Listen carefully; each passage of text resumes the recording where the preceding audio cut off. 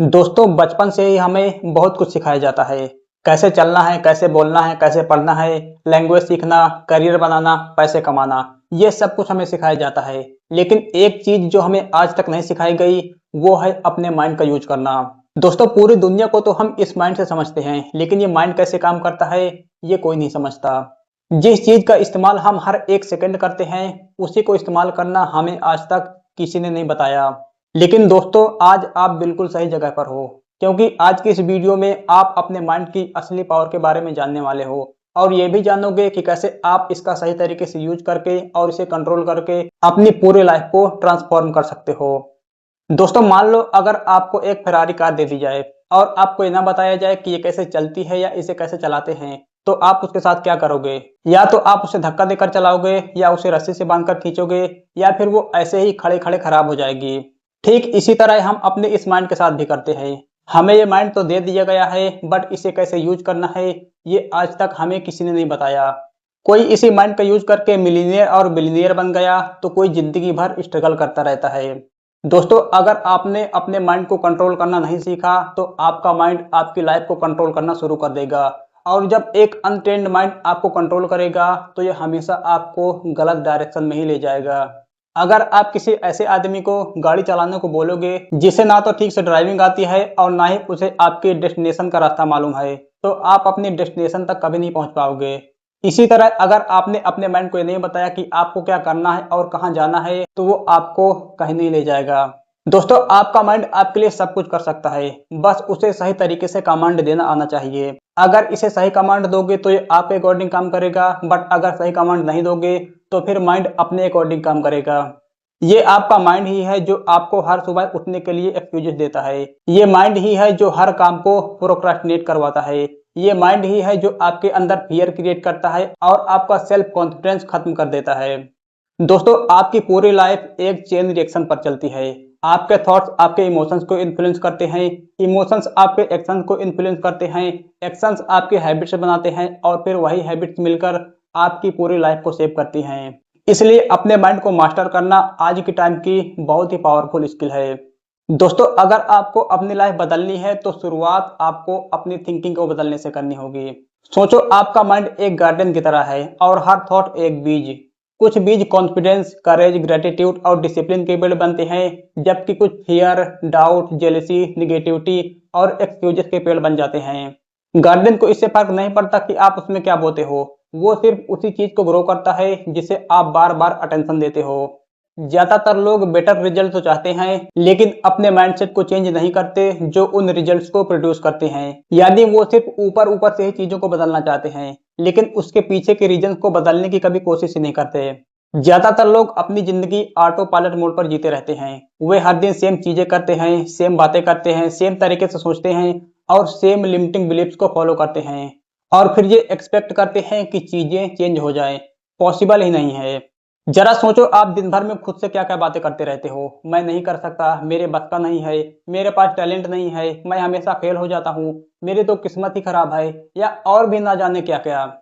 जब आप हर रोज बार बार खुद से बातें करते हो, तो ये आपका बिलीफ बनने लगता है और जब यही बिलीफ स्ट्रांग बन जाता है, तो ये आपके बिहेवियर को कंट्रोल करने लगता है और फिर आपका माइंड इन बिलीफ्स को सच साबित करने में लग जाता है। दोस्तों यहाँ पर एक इम्पोर्टेंट बात जो आपको याद रखनी है कि आपका हर थॉट सच नहीं होता। थॉट सिर्फ एक मेंटल इवेंट है, रियलिटी नहीं। आपका माइंड कुछ कह रहा है, इसका मतलब ये नहीं कि वो सच है। ये आपकी रिस्पॉन्सिबिलिटी है कि आपको अपने थॉट को लेकर अवेयर रहना है। जो भी आपके माइंड में चल रहा है उसे ऑब्जर्व करो और देखो कि आप खुद से बार बार क्या बोल रहे हो और अपने माइंड में क्या स्टोरी रिप्ले कर रहे हो। बिकॉज अवेयरनेस ही वो पहला स्टेप है जहाँ से ट्रांसफॉर्मेशन की शुरुआत होती है। और एक बार जब आप अपने थिंकिंग पैटर्न को लेकर अवेयर हो जाते हो, तो आपके पास उन्हें चेंज करने की पावर आ जाती है। इमेजिन करो कोई अजनबी व्यक्ति आकर आपके घर का दरवाजा नॉक करता है, क्या आप उसे बिना पूछे अंदर आने देंगे? बिल्कुल नहीं, राइट? तो फिर आप अपने हर निगेटिव थॉट को बिना कोई सवाल किए अपने माइंड में जगह क्यों देते हो? दोस्तों आपको अपने माइंड का गेट कीपर बनना पड़ेगा और हर आने वाले थॉट को बिना पूछे अंदर जाने से रोकना होगा। जब भी फियर आए, क्वेश्चन इट। जब भी सेल्फ डाउट आए, उसे चैलेंज करो। जब भी निगेटिविटी आए, उसे इग्नोर करो। जिस थॉट को आप अटेंशन दोगे वो और स्ट्रांग हो जाएगा और जिसे इग्नोर करोगे वो पावरलेस हो जाएगा। क्योंकि जिन थॉट्स पर आप बार बार फोकस करते हो वही धीरे धीरे आपकी रियलिटी बन जाते हैं। यही वजह है कि मेंटल डिसिप्लिन इतना जरूरी है। एक डिसिप्लिन माइंड अपॉर्चुनिटी क्रिएट करता है, जबकि एक इनडिसिप्लिन माइंड प्रॉब्लम्स क्रिएट करता है। दोस्तों एक बात समझ लो, लाइफ में चैलेंजेस तो आएंगे ही आएंगे, फेलियर्स मिलेंगे, डिसअपॉइंटमेंट होंगी, गलतियां होंगी या और भी ना जाने कितनी अनएक्सपेक्टेड चीजें होंगी। लेकिन एक चीज जो आपको सबसे अलग बनाएगी वो है कि आप रिस्पॉन्ड कैसे करते हो। सेम सिचुएशन में एक इंसान क्विट कर सकता है, जबकि दूसरा इंसान इसे एक लर्निंग और फीडबैक की तरह देख सकता है।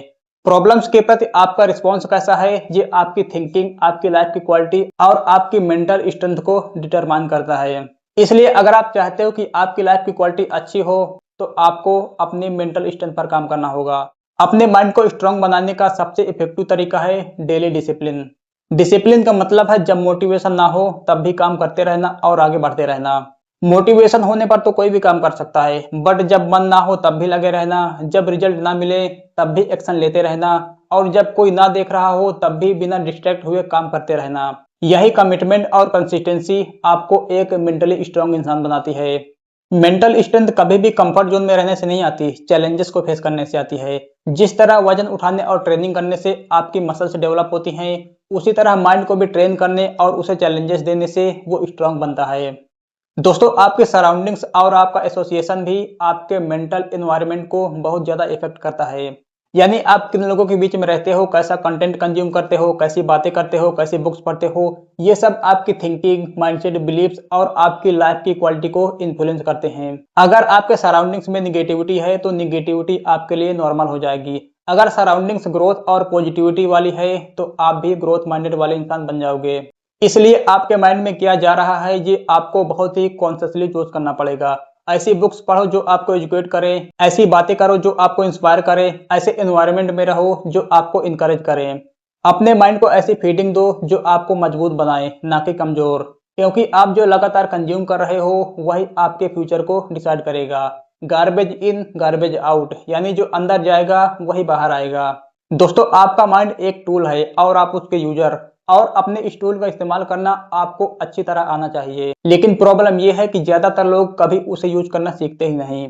इमेजिन करो अगर कार का स्टीयरिंग अपने आप घूमने लगे तो क्या होगा। ये मुझे बताने की जरूरत नहीं है कि उसके बाद क्या होगा। इसी तरह अगर आपका माइंड अपने आप डिसीजन लेने लगे तो क्या होगा। आपकी पूरी लाइफ गलत डायरेक्शन में चली जाएगी। दोस्तों हमारा माइंड बहुत ही पावरफुल होता है। जो भी आप इससे बोलोगे ये उसी को सच करने में लग जाएगा। अपने माइंड को एक नौकर की तरह समझो। जो भी आप इसे ऑर्डर देते हो बिना कोई सवाल किए ये आपको उस चीज को लाकर देता है। अब ये आपके ऊपर है कि आप उससे क्या करवाना चाहते हो। दोस्तों अपने माइंड को मास्टर करना कोई एक दिन का काम नहीं है, बल्कि ये एक लाइफ लॉन्ग प्रोसेस है। आपको हर चीज को कंट्रोल करने की जरूरत नहीं है, आपको तो बस अपने अंदर की चीजों को कंट्रोल करने की जरूरत है। अपने थॉट्स, अपना एटीट्यूड, अपना फोकस और अपना रिस्पॉन्स। याद रखो दोस्तों, the quality of your mind will always reflect the quality of your life. यानी आपके लाइफ की क्वालिटी कैसी होगी ये आपकी माइंड की क्वालिटी पर डिपेंड करता है। इसलिए दोस्तों अपने माइंड को कंट्रोल करो, तभी आप अपनी लाइफ को भी कंट्रोल कर पाओगे।